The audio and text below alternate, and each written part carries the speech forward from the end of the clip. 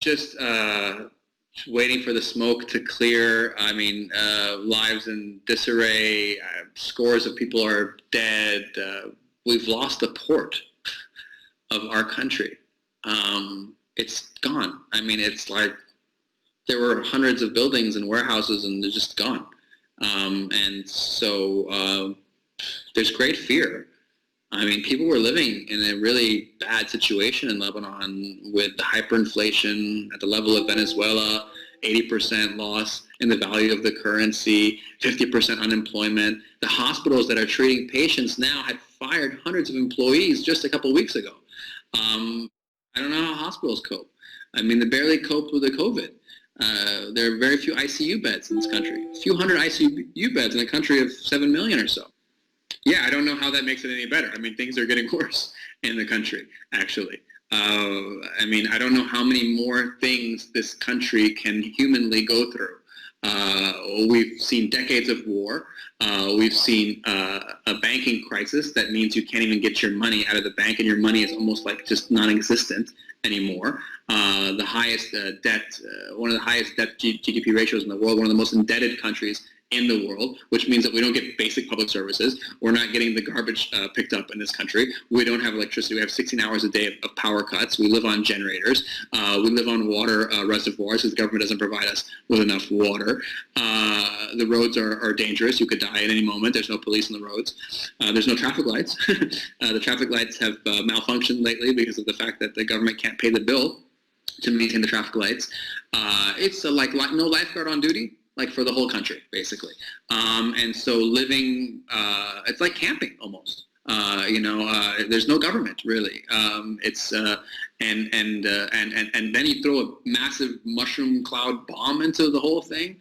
I mean, it's just unreal. It's like, is there a God? I mean, like, I don't know. I mean, I don't know how hard it can get. I don't know how much worse it can possibly be. We had shelling from Israel just a few days ago on the border. We thought we were going to have a war. They're always threatening us with a war to bomb us into Stone Age, as if we need to be in another Stone Age. I mean, so what are we to do? We wake up and we live here. I mean, we didn't ask for this. No one asked to live this way. No human being should live this way. Never knowing when it's your time, when you'll run out of food, and the gas stations don't have gasoline. They give you they ration you gasoline. We don't have any manufacturing industry, so it's not going to be okay. We don't have an economy. We can't just catch up to the world economy. So the world economy is a very unforgiving place, by the way. If you're a poor, dysfunctional country, there's no lifeline for you. There's no FDIC or aid organization or firefighters to the rescue. I mean, firefighters don't have firefighting masks enough in this country. I'm sure they're going to be injured, and some of them might die helping people tonight. Hospitals don't PPE, to treat patients with coronavirus. And now it's all mixed together. I mean, I've interviewed firefighters before in Lebanon, and they get no information from the government about what kind of materials, what kind of fires they're going into. There's no accounting. There's no inventories.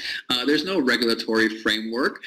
This is a country that, I told you, we can't even have, the government can't perform the basic function of maintaining an electrical grid or maintaining a sanitation, a garbage collection system.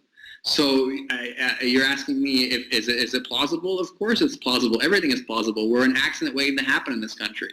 I mean, we've had gas stations blow up in the past. We've had landfills collapse into the sea. We don't even have sewage treatment in this country. So the government is just really a bunch of competing militias that were given power. And are basically funded and fueled by all the big countries in the world who pick their favorites, right? So America funds certain politicians, and the Lebanese military spends millions of dollars on that. Iran spends, millions of dollars on Hezbollah.